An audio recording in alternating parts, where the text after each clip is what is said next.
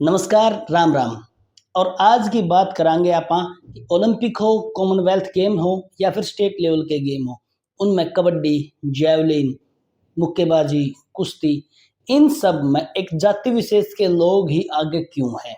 भारत के ताकत वाले खेलों में कुछ ग्रामीण कम्युनिटीज का रिप्रेजेंटेशन बहुत ही हाई रहा है अन्य कम्युनिटीज के मुकाबले में।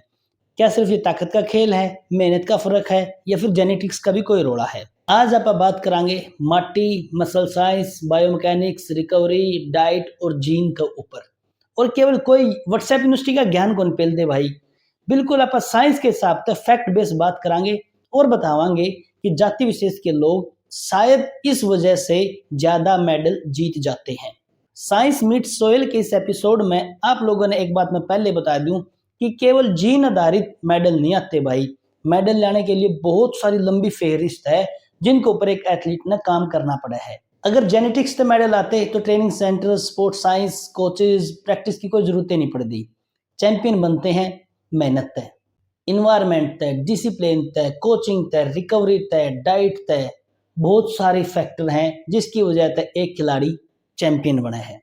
और ये कहना तो बिल्कुल गलत नहीं होगा कि जेनेटिक्स का कोई रोड़ा नहीं है। जेनेटिक्स बेस देते हैं और इस वीडियो में आगे भी बतावांगे कि चाइना सिर्फ जेनेटिक्स के बेस के हिसाब से ही ओलंपिक में इतने ज्यादा मेडल क्यों जीतते हैं।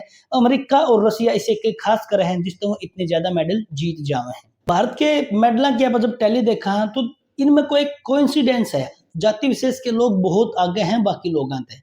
यूं कोई पैटर्न है या कोई इनमें खास बात है या फिर मतलब ये बने इस माटी के हैं कि ये तो मेडल जीतेंगे, इस बारे में आप विश्लेषण करांगे। वीडियो अंत तक देखोगे तो थारे समझ में आओगी पूरी बात। थोड़ी सी साइंस की टर्म यूज हो रही है वीडियो में, पर बिल्कुल देखोगे तो अपनी आसान भाषा में समझ में आवेगी। सबसे पहले आप शुरू करांगे मसल्स फाइबर तय। इंसानी शरीर में दो तरह के मसल्स फाइबर होते हैं, फास्ट ट्विच मसल फाइबर्स और स्लो ट्विच मसल्स फाइबर्स।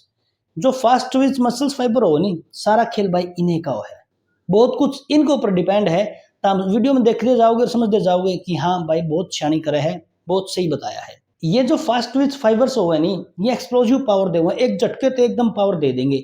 इन पावर देने खातर ऑक्सीजन की जरूरत को नहीं होती, ये सीधा ग्लूकोज तो एनर्जी तोड़ दे हैं, इसलिए जल्दी थक जावे हैं। और जल्दी थक जावे हैं तो एक झटका का मतलब कि जिन खेला में एकदम तक पावर की जरूरत है उन खेला में फास्ट ट्विच फाइबर्स बहुत काम करे हैं। अब आगे समझाऊंगा कि ये कुकर काम करे है। ये जो फाइबर्स हैं स्लो ट्विच फाइबर्स या फास्ट ट्विच फाइबर्स, इनकी कार्यक्षमता ACTN3 जीन के वेरिएंट पर निर्भर करे है। और ये जीन तीन प्रकार का होता है, एक RR, एक RX और एक XX। जो RR वेरिएंट होता है ये एकदम तो एक्सप्लोजिव पावर दे हुआ है, बहुत ज्यादा झटकत है। यो जिन आदमियों में होगा वो इन खेला में बहुत आगे पाओगा जो ताकत के होंगे। रेसलिंग लगा लो, कुश्ती लगा लो, मुक्केबाजी लगा लो, भाला फेंक लगा लो, इनमें तो एकदम पावर की जरूरत पड़े है जो शरीर में लगानी पड़े है। नु यहाँ पर दूसरा वेरिएंट की बात करा RX। यू जो वेरिएंट हो यू एकदम फास्ट पावर तो दे, लेकिन इसमें पावर और स्टेमिना का कॉम्बिनेशन हुआ है। यू उन खेला में ज्यादा कामयाब रहा है जो स्टेमिना भी चाहिए और पावर भी चाहिए, जैसे कि फुटबॉल, तैराकी। मतलब कॉमन सी समझने की बात अब तक यह है कि RR वेरिएंट मान लो एक स्प्रिंट लगाना है 100 मीटर का, तो RR वेरिएंट वाला आदमी में ज्यादा पॉसिबिलिटी है कि वो जीतता है। मैंने पहले बताया था वीडियो में, हालांकि बहुत सारे फैक्टर काम करे हैं पर जीन बहुत कुछ काम करे हैं। और अगर मान लो 500 मीटर या 1000 मीटर की मध्यम दूरी की दौड़ है तो RX वेरिएंट वाला जीन काम करेगा। इसी तरह है तीसरा वेरिएंट XX, ये बहुत स्लो एनर्जी बर्न करने दे हुए हैं। ये जैसे कि मैराथन होती है, साइकिलिंग होती है, इन जैसे खेलों में उन आदमियों को बहुत ज्यादा काम आवा है। ये स्लो स्लो और लंबे टाइम तक एनर्जी दे रहे हैं। इनका एंडोरेंस स्टेमिना बहुत लंबा होता है। कुछ स्टडीज बताती हैं जिनका नाम आप आगे बतावांगे कि जो RR वेरिएंट है वो कित कित पाया जावा है, RX वेरिएंट कित पाया जावा है, XX वेरिएंट कित पाया जावा है। स्टडीज बेस ही वीडियो है और आगे वीडियो में बतावांगे कि ये कित कित पाए जावे हैं। लेकिन उससे पहले इस वेरिएंट के पाछे लैक्टिक थ्रेशोल्ड की बात समझो। जब मांसपेशियां अपनी हंगा लावे हैं तो उनमें लैक्टिक एसिड जमा होने लग जावा है। जब भी कोई एथलीट एकदम से हाई फ्रीक्वेंसी पर काम करेगा तो लैक्टिक एक्यूमुलेशन बढ़ने लग जावा है, जिसकी वजह से मांसपेशियां थकना शुरू हो जावे हैं। यू शरीर तक बाहर निकालना जरूरी होवे ताकि ऑक्सीजन की सप्लाई बनी रहे और रिकवरी बहुत तेज होवे। और ऐसा बार बार करते एक पॉइंट ऐसा हुआ है जड़े यू तो बनना बहुत कंटिन्यूसली शुरू हो जावा है, लेकिन इसको बाहर निकालने का, फल्स आउट करने का काम मांसपेशी बहुत ही स्लो हो जावा है। इस पॉइंट में कहे हैं लैक्टिक थ्रेशोल्ड, मसल्स भारी लगन लग जावे, जलन होने लग जावे, थकान सी हो जावे। हरियाणवी में कहा तो उन्होंने कहा भाई हाथ झूठे हो गए, हंगा को नहीं लांदे, वो साइंस की भाषा में लैक्टिक थ्रेशोल्ड वो है भाई। और इस चीज ने मैनेज करने खातर आप समझाएंगे कार्नोसिन बफर सिस्टम।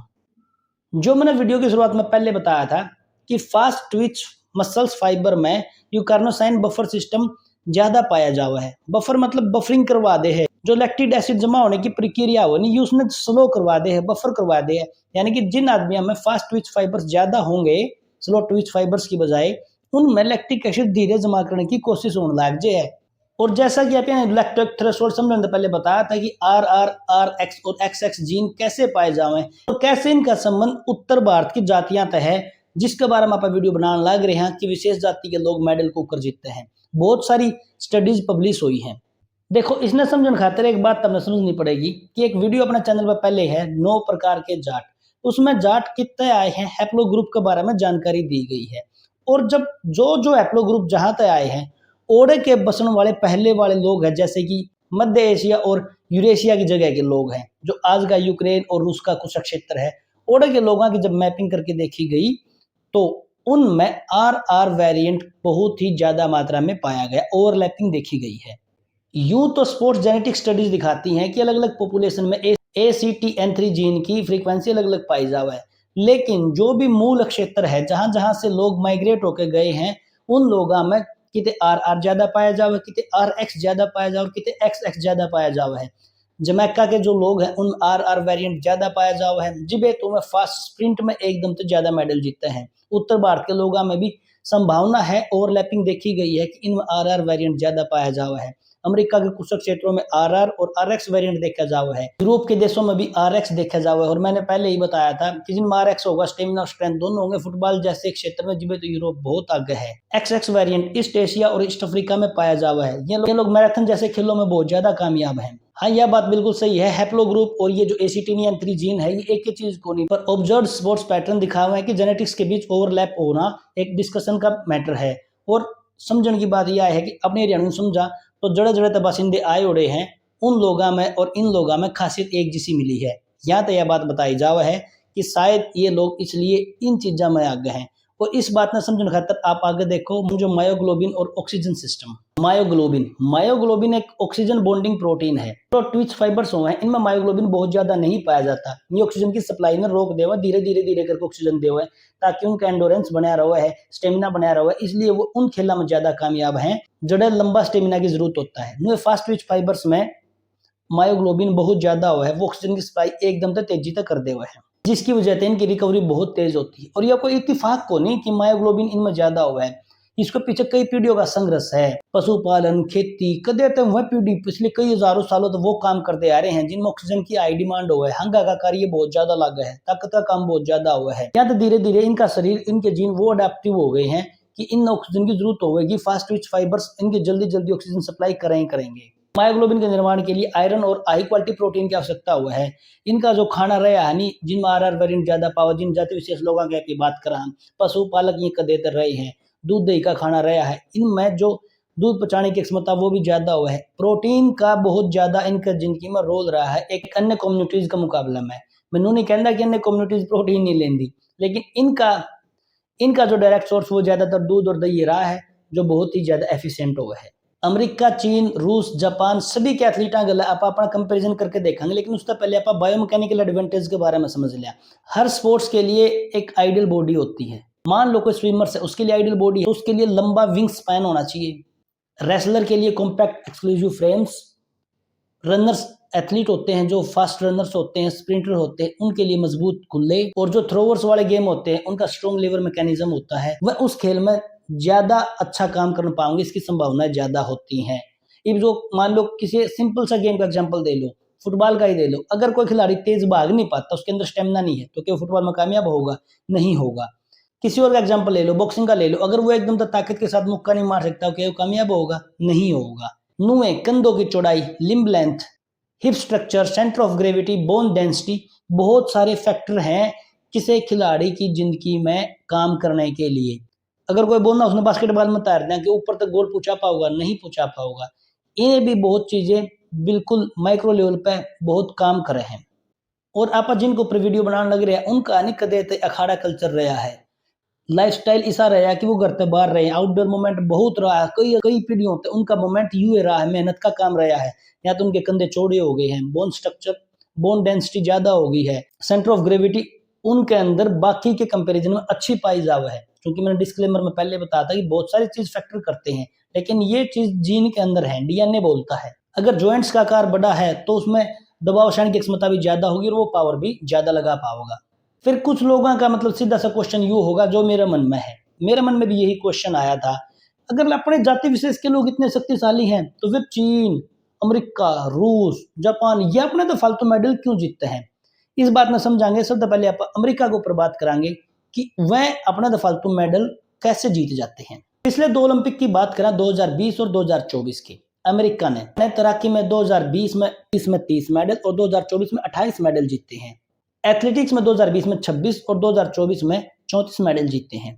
ये मेजर स्पोर्ट्स हैं, ज्यादा मेडल जीते हैं। इनको ऊपर आप पहले बात करांगे। देखो अमेरिका के लोगों की बात करा तो जॉर्जिया, फ्लोरिडा, लुइसिया, अल्बामा इन ज्यादा क्षेत्रों में आरआर वेरिएंट ज्यादा पाया जावा है, क्योंकि इनके पूर्वज अफ्रीका तक आए उड़े हैं। मिड वेस्ट के राज्यों में आरएक्स वेरिएंट ज्यादा पाया जावा है, क्योंकि उनके पूर्वज कई हजारों साल पहले यूरोप तक गए उड़े हैं। उदाहरण के तौर पर गैबी थॉमस ने स्प्रिंट में 3 स्वर्ण जीते जो जॉर्जिया से आते हैं, जिनमें बेसिकली आरआर वेरिएंट ज्यादा पाया जावा है। मैंने नहीं कहता कि गैबी थॉमस ने मेहनत नहीं करी होगी, लेकिन मैं सिर्फ जीन की बात करूं, ओडे के लोगों में आरआर वेरिएंट ज्यादा पाया जावा है। खाली 2024 के ओलंपिक की बात करा तो टोनी हस्क और रिगन स्मिथ ने तैराकी में 5-5 मेडल जीते। केटी ने तैराकी में 4 मेडल जीते। टोकी हस्क वर्जीनिया तय, रिगन स्मिथ मिनेसोटा तय, केटी मैरीलैंड तय हैं।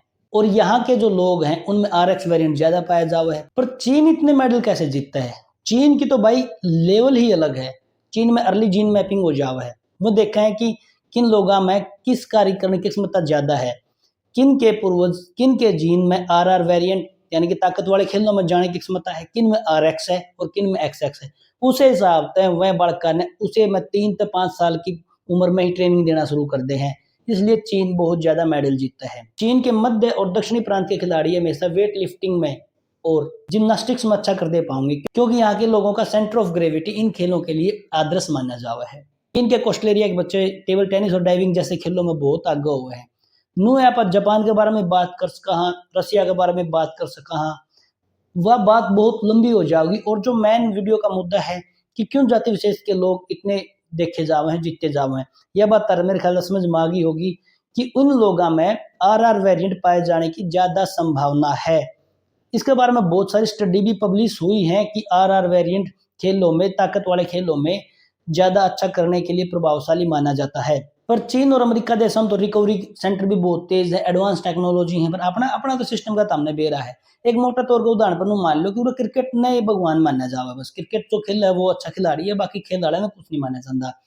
क्रिकेट में भी जितने जाति विशेष के लोग हुए हैं वो हमेशा एक्सप्लोजिव हुए हैं। वो मतलब उनमें आरआर वेरिएंट है तो एकदम तक अग्रेसिव होना, एकदम तक एक्सप्लोजिव होना उनके जीन में है। चाहे आप वीरेंद्र सहवाग का एग्जाम्पल ले लो, युवराज सिंह का एग्जाम्पल ले लो, प्रवीण कुमार का एग्जाम्पल ले लो, हर चीज में बात तो होते ही है। लेकिन बेसिक थ्योरी यह है कि जीन मैटर करते हैं और भारत देश ने हुए खाना चाहिए भाई, जीन के हिसाब से खिलाड़ियां डालो। साउथ वाले लोग अपना तो अच्छा क्रिकेट खेल सकते हैं क्योंकि उनके जीन में ये है। कोस्टल एरिया के लोग टेबल टेनिस अच्छा खेल सकते हैं क्योंकि उनके जीन में ये है। जिन में जिस डाल का वेरिएंट है, अगर सरकार इस डाल का काम करे नहीं तो अपने भी मेडल अच्छे आस्क हैं। उससे पहले मैं क्लियर कर दूं, किसी आदमी चैंपियन बनने खातर केवल जीन आधारित चीजें नहीं होती, उसके ऊपर बहुत सारा काम करता है। स्पोर्ट्स की कोचिंग होती है, रिकवरी होती है, डाइट होती है, प्रोटीन ऑप्टिमाइजेशन बहुत जरूरी होता है। भारतीय रिसर्चर सीमा मल्होत्रा, अरविंद तोमर ने इंडियन गोरखा सोल्जर्स पर एक स्टडी पब्लिश करी थी जिसमें देखा था कि परफॉर्मेंस आधारित जीन फैक्टर काम करता है कि नहीं करता। मैं फिर बता देता हूं कि स्पोर्ट्स में, पावर गेम में परफॉर्मेंस आधारित जीन फैक्टर काम करने के ऊपर बात आज भी डिबेटेबल है, का हिस्सा है। पर जो पैटर्न नोटिस किया गया है उसमें यही देखा गया है कि उत्तर भारत की विशेष जाति के लोगों में वह वेरिएंट है जहां तक उनके हैप्लो ग्रुप के हिसाब से आए जो पूर्वज हैं वहां के लोगों में है। यूरेशिया साइड के, ईरान साइड के लोग हैं नहीं, वह भी इन ताकत के खिलाफ अच्छा करे हैं। और हमने बेरा है कि आज जो भी माइग्रेशन की थ्योरी है कि कहाँ से ये आए होते हैं, आपने यह वीडियो देखनी हो 9 प्रकार के जाट कि ये कितने आए उड़े हैं, क्यों आए उड़े हैं, कैसे सिस्टम बनाया हुआ है, तो इस वीडियो का लिंक डिस्क्रिप्शन में है, आप देख भी सकते हो। फॉलो कर लो शौरान स्पीक्स।